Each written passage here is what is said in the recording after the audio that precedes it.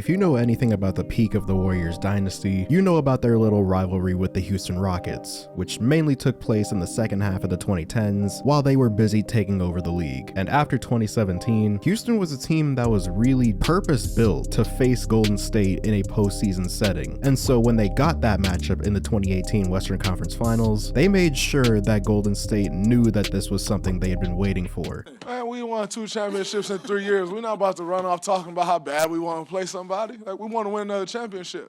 And it don't matter who's in the way of that. If you in the way of that, then you happen to be in the way. To which they kind of just laughed it off. And that series would end in a Warriors victory in 7 games, after the Rockets missed a mathematically impossible 27 straight threes. But after losing that game, while Houston felt that they had really blown their chance, they only thought so because of outside circumstances. Chris Paul being injured for games 6 and 7 was definitely a factor, but they also believed that they were cheated by the officiating. So much so that they attempted to audit Game 7.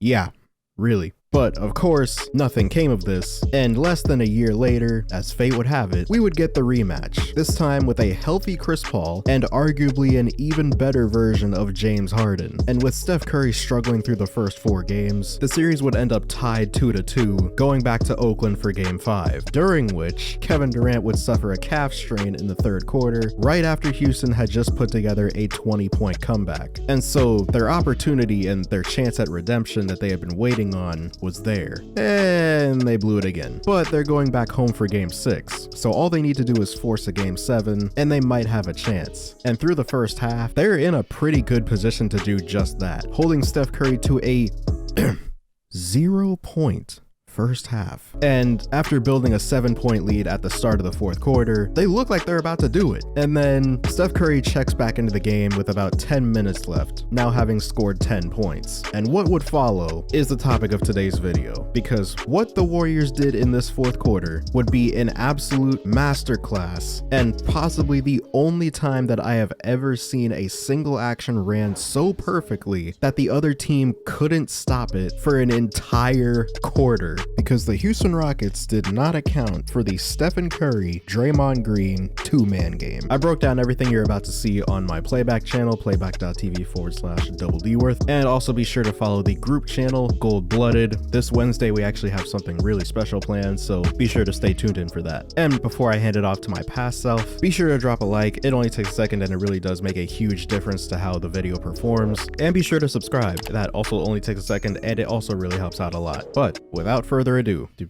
people still say that? This is how the Warriors destroyed an entire franchise with one play. Steph Draymond pick and roll. They have Chris Paul on him.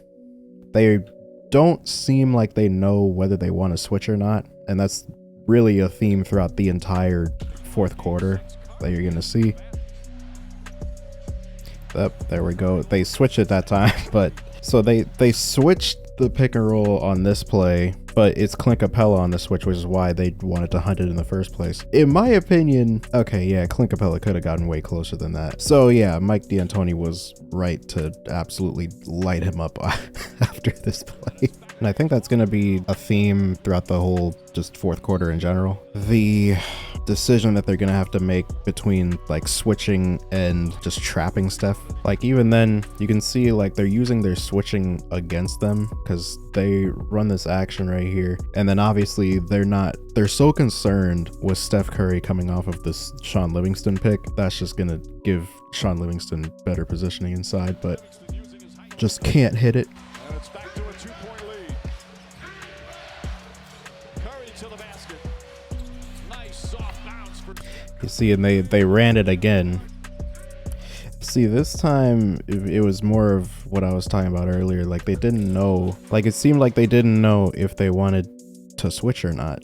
Chris Paul got so just lost on this because I believe he thought that Steph was going to throw that stupid left hand overhead pass that he always throws for 12 years at this point. So he goes for a fake right there, but obviously it just doesn't happen. Now they're all out of position. Really the only person there to contest is James Harden. And I mean, up here comes again Steph Draymond pick and roll.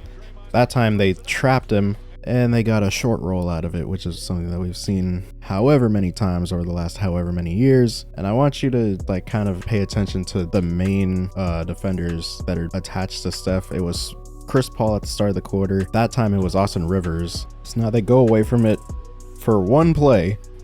They're trying Klay Thompson pick and roll now with Kevon Looney to try to see, and he just shoots that. He had already made 6 threes in the game, but my God. So now they're like, yeah, let's just go back to Steph Draymond pick and roll. They trap him again, flips the overhead pass, Draymond short roll, and Kevon Looney. Gordon drives on Thompson and a hell ball. And there's Klay Thompson. Prime Klay Thompson. So then, hey, it works. So now Chris Paul's back on him. This time, they're sort of already setting up for the Draymond short roll. PJ Tucker is trying so hard to get in front of Draymond. Clint Capella's already rotating over, but it's a misdirect because now he gives it back to Steph. PJ Tucker's out of position. Chris Paul's out of position. Man, that's just, even though PJ gets a piece of Steph's arm right here, that's still just, that's too much time. So you're gonna see in kind of in real time how both of their strategies kind of change. I think Houston had the idea of like, okay, so we probably can't trap them because they can just do that. Or actually, I think they do trap him one more time here. And they do. That time, Clint Capella was just ready. Now Eric Gordon is Steph's primary defender. They're running the same action again. This time they switch it, given that I think that was a better screen by Draymond, but Steph just... So now I feel like they're at a situation where they're like, bro, we can't stop anything that they're doing right now. Like, we gotta just score. So here they go again. Steph, the same exact thing. They switch again. They don't really want to trap this, but also Draymond Green is like sort of like Eric Gordon is still sort of shading off of Draymond because it's Draymond.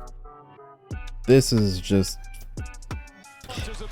that's PJ Tucker literally couldn't do anything different. Like, he played that as well as anybody could have, and I feel like that was the point where it was starting to set in like, yo, we're